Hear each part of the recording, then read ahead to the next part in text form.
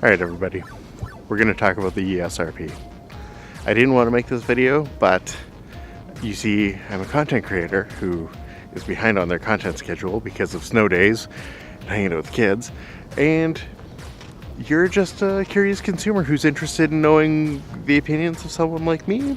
I don't know, but here we are, like two ships in the night, just passing by. We're gonna talk about this. Alright, but I'm also going downtown because it's my birthday and I'm gonna go have breakfast with a buddy. Alright, let's go do that and I'll talk about this. So first of all, let me be clear. I really think this camera is just a cheap way to get into RF lenses. If you're a full frame stills photographer looking for, you know, a cheaper body than say the EOS R, then this makes sense.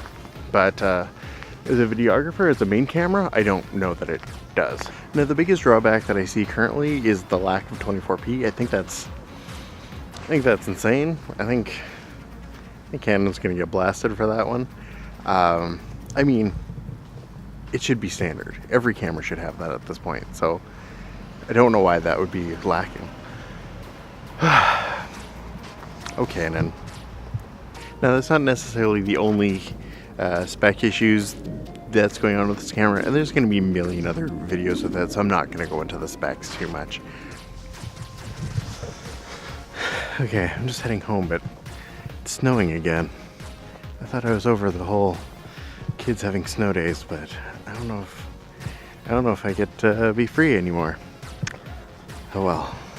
Well, I'm going to avoid the snow and just go home and we can finish this discussion inside, because it's just a day full of disappointments, I guess.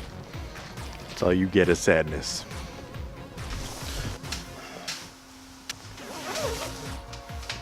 Okay, so where was I? This is essentially like the 60 Mark II and the M50 put together. I think this is a really great option as a stills camera.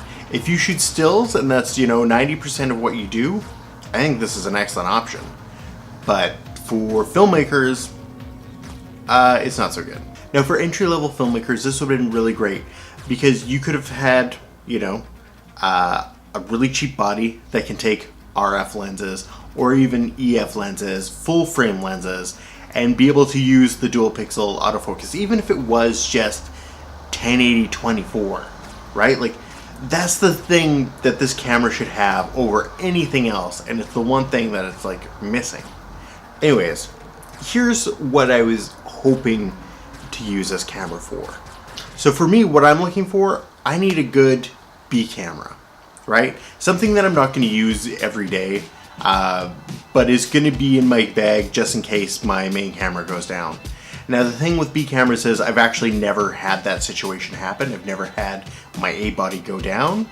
So having like a lighter B camera that maybe isn't as good, maybe doesn't have all the same specs, it's good for stills, has okay video, but really the thing that I am looking for would be the 1080-60.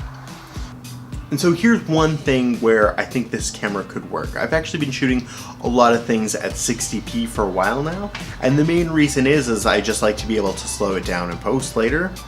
I do find that I'm putting these into 24 frame timelines. I'm not really noticing the difference in the end. It's really just kicking out those extra frames and just keeping the same 24 frames per second. So it does look well, and if you keep your shutter speed at about a 50th or 60th, you don't notice it. I do tend to overcrank to 125 just for the sake of having slowed down later and having a good shutter speed. And even with that, I'm not really noticing it too much. Now this I'm not shooting at 60p. This I'm shooting at, you know, 4K 24, which is fine because this also has the dual pixel autofocus. So if I'm filming myself, I can't really track my focus. So I need something to be able to be reasonably reliable. Is this in focus now? I'm not even looking, so who knows? But chances are it's going to look pretty okay. Now, would I recommend this camera to people?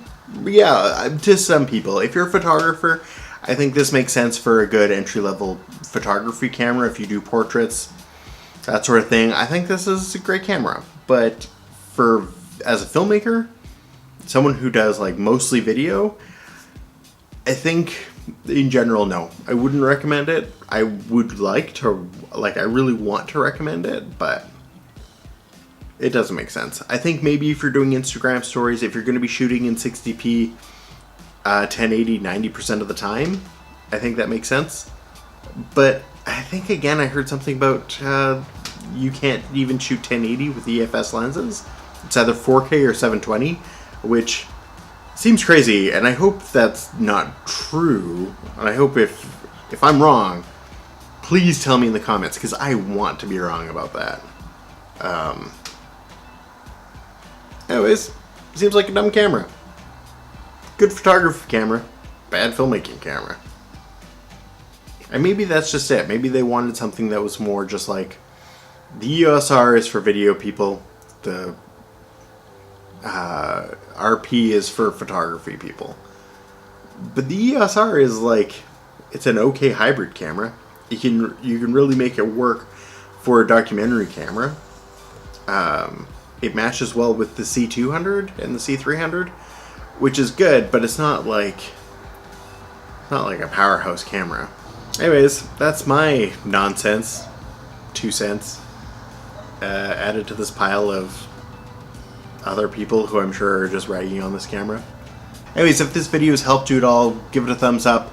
And otherwise, if you want to hear more filmmaking tips and tutorials and just see what weird short films I'm working on, yeah, hit that subscribe button and follow along. Alright, thanks a lot, everybody.